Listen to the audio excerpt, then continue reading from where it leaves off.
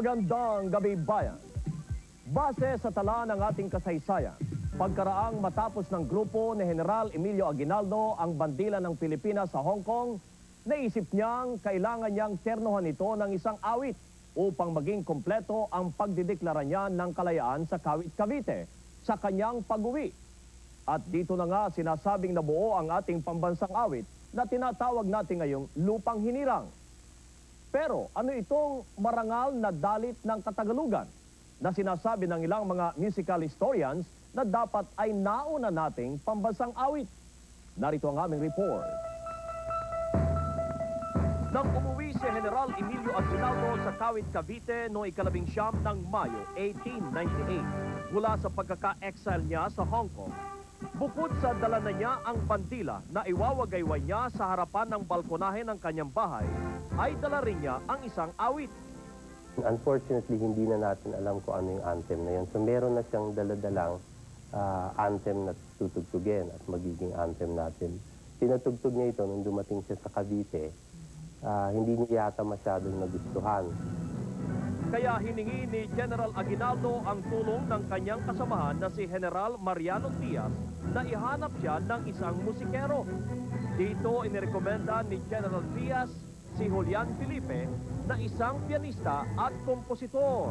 At nagkita sila ni Aguinaldo noong ika-5 ng Hunyo 1898. Gumamit ng isang martsang nararapat natin sa ating inang bayan.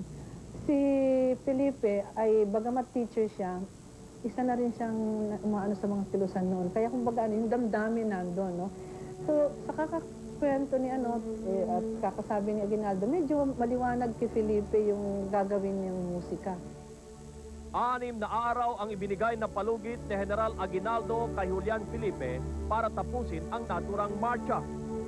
Tapos, noong 11, pinresenta ni Julian Felipe yung marchang ginawa niya. Nagkataon na nandun yung mga general ni Aguinaldo, nasa bahay niya, sa Kawit, no? Pinarinig ni Julian Felipe, nagustuhan ni Aguinaldo. Sabi niya, i-areglo mo sa banda at bukas gagamitin natin yan sa proklamasyon. At dahil ang San Francisco de Malabon Grande ng General Diaz Cavite ang banda noon na binuo ng elitistang si Don Catalino Arnaldo, ito ang kinomisyon ni General Aguinaldo na tumugtog ng marcha sa okasyon ng pagdideklara ng kalayaan na gagawin nga sa Kawit, Cavite. Yung mga magsasaka, yun ang kanuunahang membro ng mga band. Wala silang musical education na naralan ko eh. Parang nangyayari sa kanila, parang uwi-uwi lang eh. Tinuturo na isa-isang nota, yung mga melody, tapos yung baho, yung mga parts ng alto. Halos isang araw lamang nakapag-ensayo ang banda ng San Francisco de Malabon Grande at kinabukasan na nga, ika-12 ng Hunyo 1898, habang iwinawagayway ni Aguinaldo ang bandila sa balkonahe ng kanyang bahay sa Kawit, Cavite, sinabayan naman ito ng pagtugtog ng marchang likha ni Felipe na tinawag nilang Marcha Filipina Magdalo o Aguinaldo March.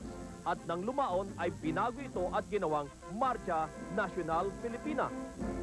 Kaya lang, wala pang lyrics yun. Talagang Marcha Nacional. Ang inspirasyon ni Julian Felipe, o saka ni Aguinaldo, lalo na sa Aguinaldo, sa paghiling kay Julian Felipe na gawa ng Marcha Nacional, siguro yung idea na ang Espanya, hanggang ngayon, ang Espanya, wala naman silang anthem eh. National March din ang kaya naisipan din ni Aguinaldo na magpagawa ng Marcha Nacional. Ngunit pagkaraan ng deklarasyon ng kalayaan ni General Aguinaldo, Desyembre 1898, isinuko ng Espanya ang Pilipinas sa Amerika bilang kasunduan o tinawag na Treaty of Paris. Pebrero 1899, nag-umpisang sumiklab naman ang digmaan sa pagitan ng Pilipinas at Amerika. Dumating mga Amerikano rito na kunyari tutulong sa atin, yun pala niloko tayo. Isa na namang mananakop. Siyempre, galit na galit ang mga Pilipino at masyadong matindi yung damdamin ng pagkamakabayan. Merong isang at Makata, na si Jose Palma noong 1899, nagsip niya paano kayang mas madaling makakapagpaalab ng damdamin ito bilang isang musika. Naisipan niya lagyan ng lyrics noong 1899. Si Jose Palma na isang sundalo at manunulat ng pahayagang La Independencia ay lumikha ng isang tula na tinawag niyang Pilipinas at inilathala sa La Independencia upang ipadama ang nararamdamang galit sa pananakop ng mga Amerikano. So, Phil-American War, itong mga tauhan ni Antonio Luna, umiikot sila sa, hinahabol ng mga Amerikano yan eh. So, ang ginawa nila was, paggabi, walang magawa, may tumutugtog ng gitara, tinutugtog rin yan, yung Marcia Aguinaldo and Jose Palma, one of the poets, decided na gawan ko kaya ng lyrics ito. At ginawa niya ng lyrics in Spanish. Ginawa lang yun para maisama sa marcha. At saka para magsilbing inspirasyon din sa mga lumalaban sa mga Amerikano. Yung parang sort of a war song na mas lalong yung pampasigla ng mga kasama nating mga sundalo. At dahilan sa pinagsamang marcha ni Julian Felipe at lyrics o mga titik na nilikha ni Jose Palma, nabuo ang Himno National Filipino na may isang taon ding malayang kinakanta ng mga Pilipino noon. Ngunit pagkaraang mahuli si General Aguinaldo sa Palanan Isabela noong ika-23 ng Marso 1901 ng mga sundalong Amerikano, ipinagbawal na ang pagkanta ng pambansang awit at maging paglaladlad ng bandila. Sa halip, bandila ng mga Amerikanong Stars and Stripes ang itinataas at iwinawagayway at ang kanilang pambansang awit na Star Spangled Banner ang kinakanta naman ng mga Pilipino.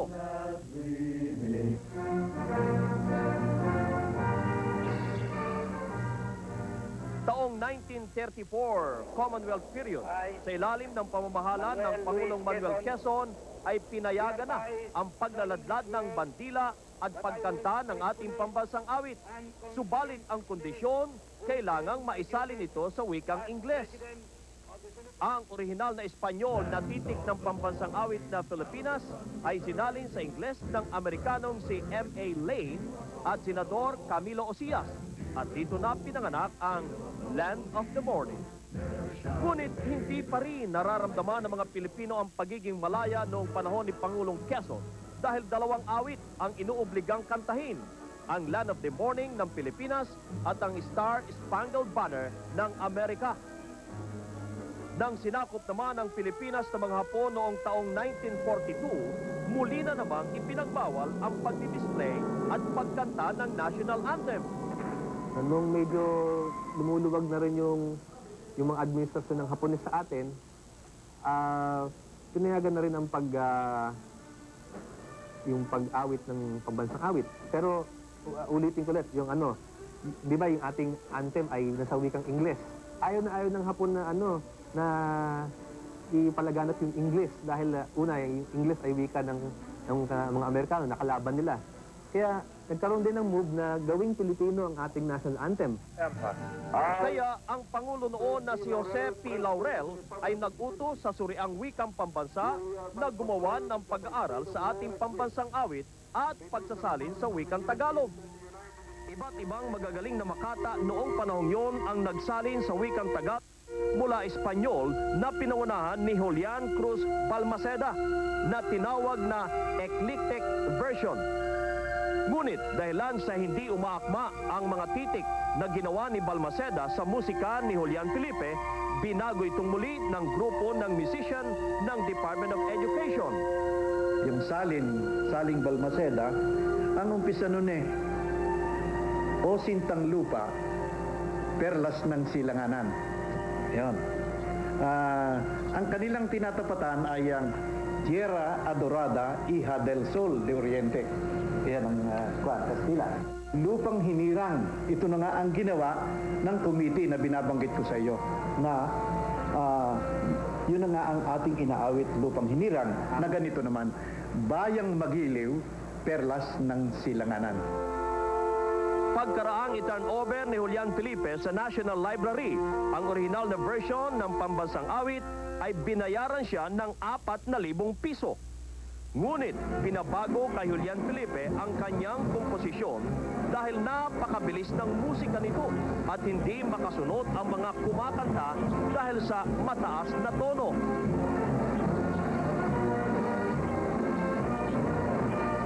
Kasi wala pang lyrics nun eh. So, it was all band music na ginawa niya. So, hindi siya namumblema sa kung mataas o mababa, basta C major. So, ito yan eh.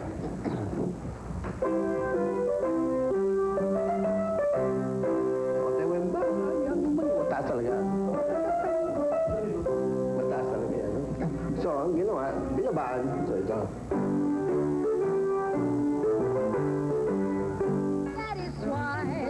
Panahon ni dating Pangulong Ramon Magsaysay noong 1956, ito na ang naging opisyal na pambansang awit na kinakanta sa mga paaralan. Ngunit ayon sa Andres Bonifacio Foundation, hindi lamang ang lupang hinirang ang dapat kilalaning pambansang awit ng Pilipinas, kundi dapat binigyan din ng pansin ang komposisyon ni Julio Nakpil na Marangal na Dalit ng Katagalugan na ipinagawa sa kanya ni Andres Bonifacio noong 1896. Nakasagsagan naman ang pakikipaglaban ni Bonifacio sa mga Kastila at habang naka-exile naman si General Aguinaldo sa Hong Kong. Naunang nalikha ang dalit ni Bonifacio kaysa Marcha Filipina Magdalo ni Julian Felipe at Aguinaldo. Dumating siya sa Balara, kino-commission siya ni Bonifacio na to compose hymno. Parang ma-inspire yung mga Katipuneros. Kaya nagawa yon. So ito masasabi ko na natutunan ito ng mga Katipuneros o mga Katipuneras noong November pa, 1896.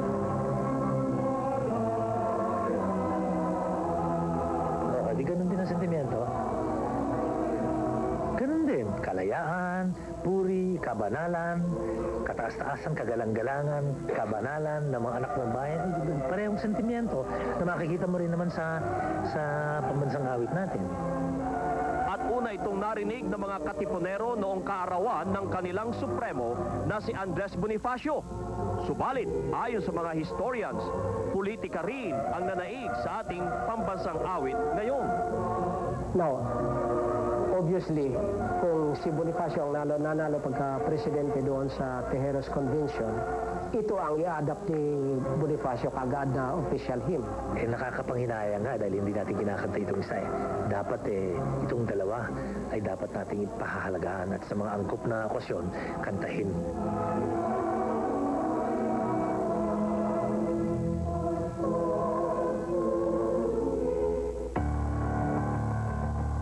Hinihinala din ng mga musical historians ng awiting dalit ang dala ni General Emilio Aguinaldo noong siya'y ipatapon sa Hong Kong na hindi naman niya nagustuhan kaya't pinalitan nga ng marcha.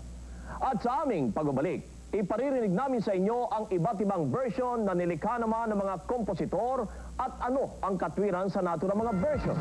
Makalipas ang patalasan.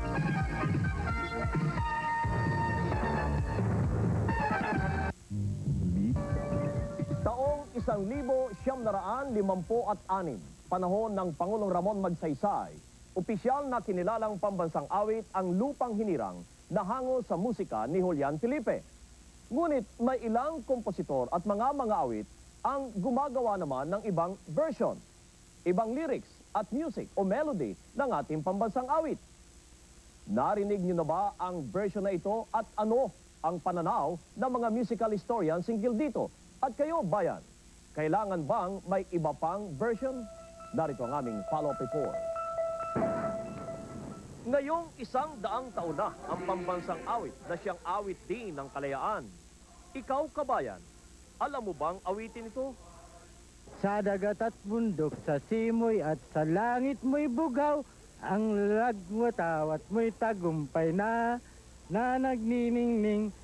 Ang bituin ng araw na kailan pa may di magdidilim. Nakalimutan ko na yata. Pag may nag-aapi, ang mamatay ng dahil sa'yo. Ayos ba yun? Sa dagat at bundok, sa simoy at sa langit mong bughaw, may... Ano yun? Nakalimutan ko na. No. Hindi ko masyadong kabisado yan. Kailan niyo huli kinantayo? Hindi araw-araw tinutugtog sa amin yun sa simbahan, pero hindi kami kumakanta. Lupang hinirang, bituin kang magiting sa manlulupig. Di ka pa sisil sa dagat at bundok. Kasi muyak sa langit mo yung bughaw. Ang kislap ng matawat mo ay tagumpay ng pagniningning. Nang bituin na tang araw ay taglay. Nang minamahal lupa't araw. Ang kilalang kompositor naman na si Ryan Cayabyab ay gumawa ng medley version ng Lupang Hinirang, kung saan nagpapasok siya ng ibang awitin na tinawag niyang Bayang Ko sa pambansang awit. Ang version na ito ay inawit ng mga artista sa programang Isandaang Himig, Isandaang Tinig na tumatalakay sa selebrasyon ng sentenaryo.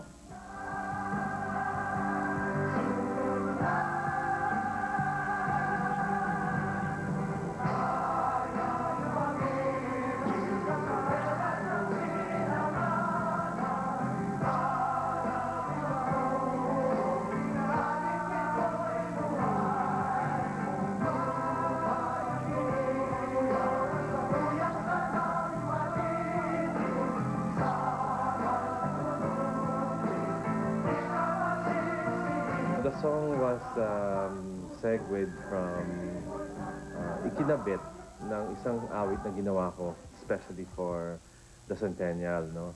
And especially for that palabas. Ang title ng awitin na yun ay O Bayan Ko. At ang sinasabi niya ay, O bayan ko, kailan ka tatayo? Kay dami ng dugong inalay para sa'yo. O bayan ko, ang oras ay malapit ng maubos. Bayan ko, kailan ka tatayo? Something like that. Bangon na, bumangon bayan ko. No? So, yung phrase na yon and yung melody na yon, ipinasok ko dun sa bayang magiliw, pero sa silang. At pinasukan niya ito ng ibang awit upang ipakita o madagdagan ang masithing pagmamahal at pakikipaglaban ng mga Pilipino sa kalayaan. The song was about, nakikita mo na, pero pumipikit ka pa. That's what the song Bayan Ko was all about. At ang pakiramdam ni Ryan habang kinakanta ang kanyang komposisyon ng mga artista? Perhaps some of the audience who saw it live, maybe not on television, but those who saw it on live performance, they've never felt that way before. Now, mas ma-feel nila. Dahil kung ang original na version ng pambansang awit ang kakantahin, Pansinin mo lahat ng mga tao kumakanta niyan. Pag kinakanta yan, wala namang feeling eh. Wala namang patriotism. samantalang sa version na ginawa niya, Hindi mo napansin, nag-iiyakan sila habang kinakanta yung national anthem. That shows that they had more. si Edru Abraham, isa ring kompositor at founder ng ethnic group na Kontra Gapi o kontemporaryong Gamerlan Filipino, ay hindi nga binago ang lyrics ng ating pambansang awit, ngunit binago naman niya ang musika o melody nito. Ayon kay Edru, ito ang tinatawag na concert piece.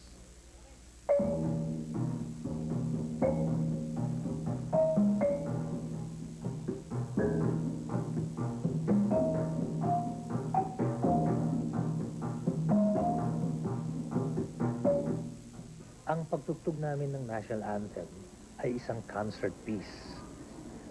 Pangkaraniwan, hindi naman ito tinutugtog sa umpisa ng programa katulad ng ano. Naniniwala ako na kung mayroong isang official version, yun ang tutugtugin sa umpisa. Tinutugtog namin ito sa bandang dulo. Pero bilang concert piece at pinapaliwanag namin na bilang pagpapahalaga sa kontribusyon ng ating mga kapatid na Muslim at mga katutubo, kami po itutugtog ng pambansang awit ng Pilipinas na gagamit ng kanilang mga instrumento at iba pang aspeto ng kanilang kultura. Dinukot ko yung melody ng national anthem at kinumutan ito ng aspeto ng kulturang hindi kanluranin. Ang UP Concert Chorus na pinamamahalaan ni Dean Ray Pagyo ng UP College of Music ay concert piece din ang tema ng musika na ginamit sa pagkanta ng pambansang awit.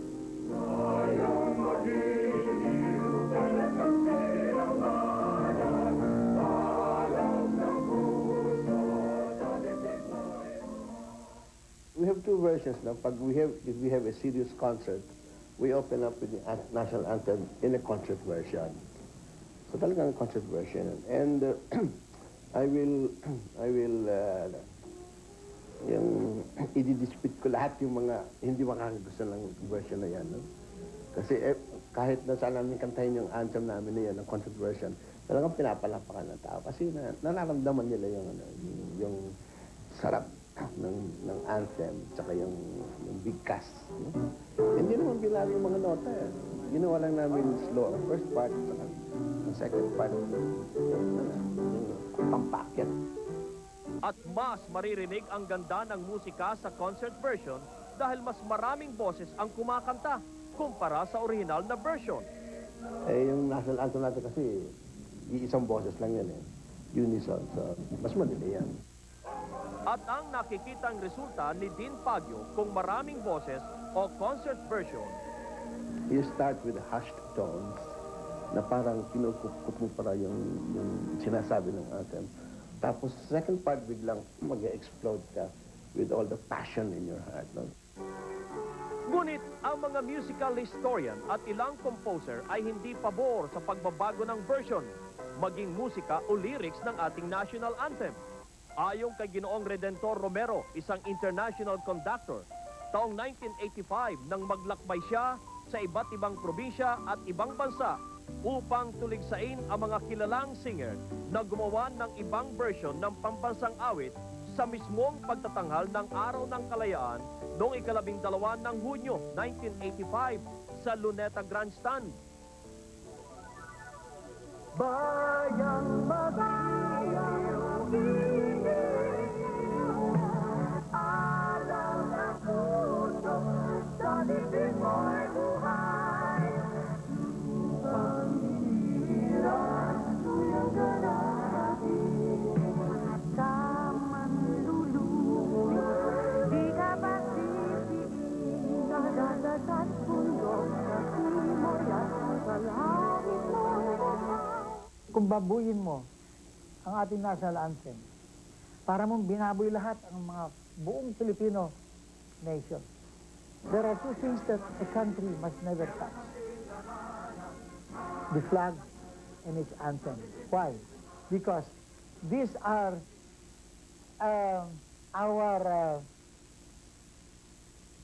these are the only links to our rich historic past. It was a replica of the We Are the World. Manyari, that song, We Are the World, was written, I think, to raise funds for some cause in Africa or something. So dahil ginaya na ng mga Pinoy na gaya-gaya. Ang pop ay muos ka ng Amerika, hindi tayo nagpa-pop. Ang pop dito sa atin, popular lang, bukas hindi na. Iba naman ang pananaw ng mga kompositor at singer na bumago ng version ng pambansang awit. Hindi ako naniniwala na hindi dapat ginawin. Depende naman sa iyong layunin kung ang layunin ko, mamasamayin mo ba sa akin ko layunin ko? Sasabihin ko sa iyo, kukunin ko ang melody ng national anthem natin. Bibihisan ko ito ng mga instrumentong etniko ng ating mga katutubo. Ang layunin ko rito ay para ipakita sa atin na sila ay kasama sa paglunsad ng ating bayan. Hindi naman binababoy yung kanta. It's just a matter of expressing it your own way. I think as long as they treat the national anthem with respect, and I think it can be sung any way they want to. It can be interpreted. Like there's a very beautiful interpretation ng Bayang Magiliw ng rock version na ang ganda-ganda na lalong nafe-feel ng mga kabataan. What is rock and roll? It's but nothing but protest music of the blacks against the whites. Ang mga version na ito ay sumasalungat na sa orihinal na musika ni Julian Felipe na Marcha. Artistic license yun ng arranger Porke ba national anthem yan hindi na natin pwedeng gamitin yan any which way we can. O may artistic license, pero hindi na sasabing national anthem yun. Pwede naman ba't hindi? Gamitin nila sa rock musical. Kung sino ba mabawal sa kanila? Wala na talaga artistic license, pero that's not enough para bastusin ang national anthem natin. Ayon sa National Historical Institute, dahil nga sa dami ng naglalabasang iba't ibang version ng pambansang awit, pinirmahan ng Pangulong Fidel Ramos ang Republic Act 8491 noong 12 ng Pebrero 1998 na nagsasaad na Ayon dito sa section number 37, sabi ito, the rendition of the national anthem, whether played or sung, shall be in accordance with musical arrangement and composition of Julian Felipe. So, hindi pwedeng baguhin yan. Hindi pwedeng baguhin, bawal ang rap song, bawal ang rock song, all pop. at ang kaparusahan sa paglabag sa batas na ito ay maaring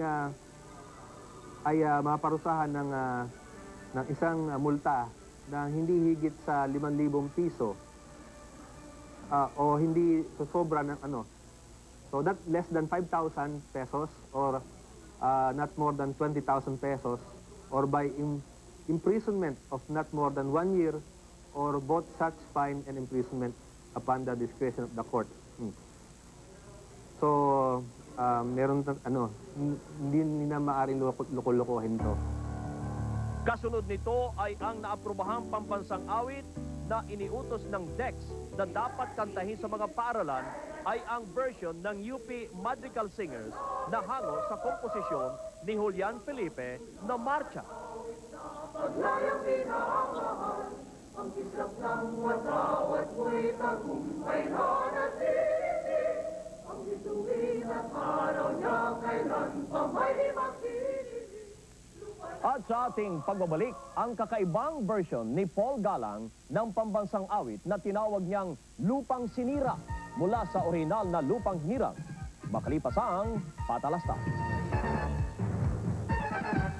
Bayan ang kilalang kompositor at band leader ng Kadekada Band na si Ginoong Paul Galang ay gumawa ng kakaibang version ng ating pambansang awit na tinawag nga niyang Lupang Sinira. Ano ang katwiran ni Galang at kinakailangan niyang baguhin ang musika at titik o lyrics na orihinal ng Lupang Hinirang? Narito rito. Ayon sa kompositor at band leader na si Paul Galang, ang kanyang nilikhang pambansang awit ay hinango niya mula sa ano siya, crossbreed siya ng anthem at saka Philippine folk music.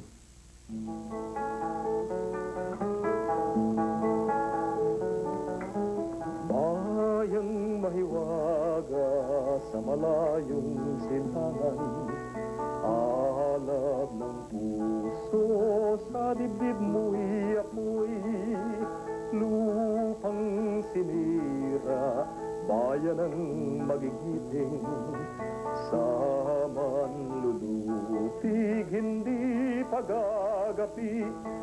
Ang orihinal na titulo ng pambansang awit na Lupang Hinirang ay ginawa niyang Lupang Sinira. Yung original is Lupang Hinirang. Yung isa na version ay Lupang Sinira. Ibig sabihin, Lupang Sinira ang mga ganyan. Hanggang ngayon, wala naman tayong kalayaan sa pagpapasya. Ibig sabihin, ang nagpapasya pa rin ang ating pang-ekonomiyang kinabukasan. Alam natin yan, IMF, World Bank. At ang interpretasyon niya sa kabuuan ng ating orihinal na pambansang awit? Kabuuan niya, parang lumaya na. Ibig sabihin na very victorious that we have been, kumbaga, we have been freed. That independence or freedom ay dumating na sa lupa ng mga Pilipino. Ang totoo, hindi. Kumpara sa orihinal na lyrics, malaki ang ginawang pagbabago ni Galang sa kanyang version at sa bawat binago ay meron siyang paliwanag. Malaki yung pagbabago sa letra. Kasi sa atin, bayang magiliw, perlas ng silanganan. Ibig sabihin, bayang magiliw, bayang masaya. When in fact, hindi naman bayang masaya. Dahil malinaw naman sa atin na napakahaba ng panahon ng kolonisasyon at pananakop ng mga dayuhan. At kailanman hindi naman talaga tayo lumaya sa pananakop ng mga dayuhan.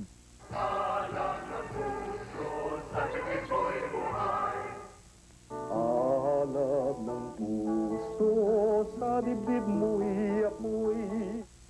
Hindi necessarily na apoy na mapusok, kung hindi puno ng apoy ng pagmamahal.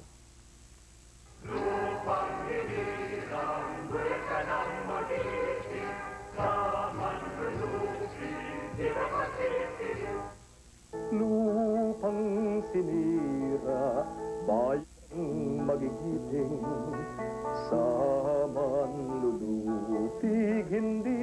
magagapi. Ibig niya sabihin is ang lupang sinira ng mga dayuhan ay merong tuloy-tuloy na tradisyon ng kilusang mapagpalaya.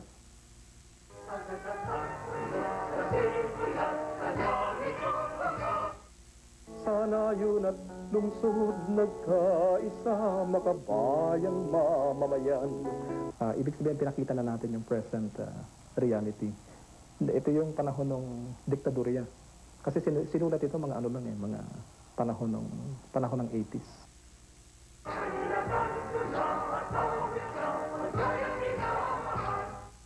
May tilamsik ang tula at awit sa paglayang inaasam. Yung kilusang protesta or kilusang mamamayan, kilusang mapagpalaya, puno ito ng tilamsik ng tula. Kumbaga nabinana natin sa mga ninuno na ang sinasabi natin kaluluwa ng may tilamsik ang tula at awit sa paglayang. Ibig sabihin yung love for freedom.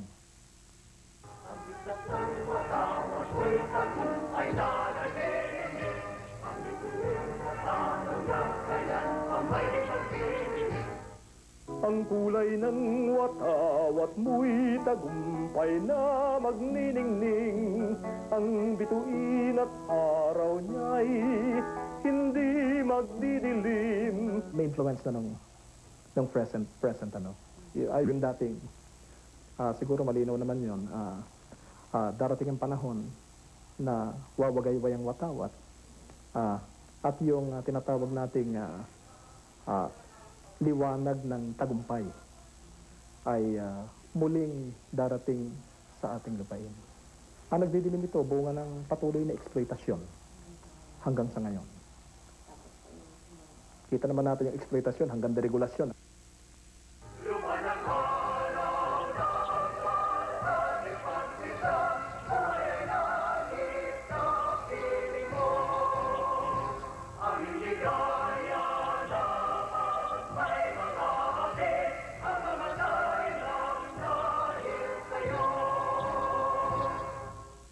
Laya'y langit, kalwalhati at pagsinta, buhay ay lupa sa piling mo.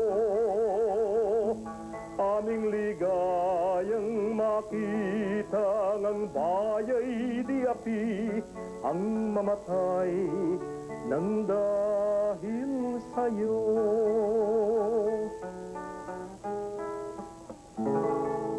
Yung pagbabalik muli sa kamay ng mga Pilipino, ang lupang dapat ay sa kanya. Tapos yung last part is laya ay langit, kalwalhati at pagsinta, buhay ay lupa sa piling mo. Tapos aming ligayang makitang bayay di api, ang mamatay ng dahil sa iyo. Di ba? Kaligayahan namin na walang opresyon, walang nagigipit. At kung magaganap ito, nahanda kaming lumaban. Buhay man ang kapalit. Ayon pa kay Paul Galang, ginagalang niya ang orihinal na bersyon ng pambansang awit. Kaya sa kanya mga konsyerto ay sa huli ng kanyang performance niya, kinakanta ang bersyon niyang Lupang Sinira. At kung may pagkakataon na mahihiling siya na kantahin ang orihinal na bersyon ng Lupang Hinirang, kakantahin niya ito sa umpisa ng kanyang konsyerto.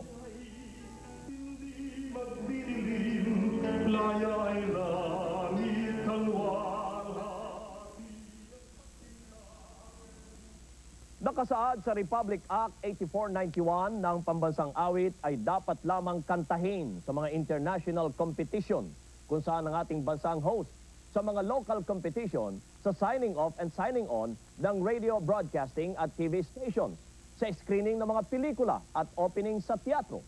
At kung nais kantahin ang pambansang awit sa ibang okasyon o pagkakataon, kailangang humingi muna ng pahintulot sa National Historical Institute. Sa aming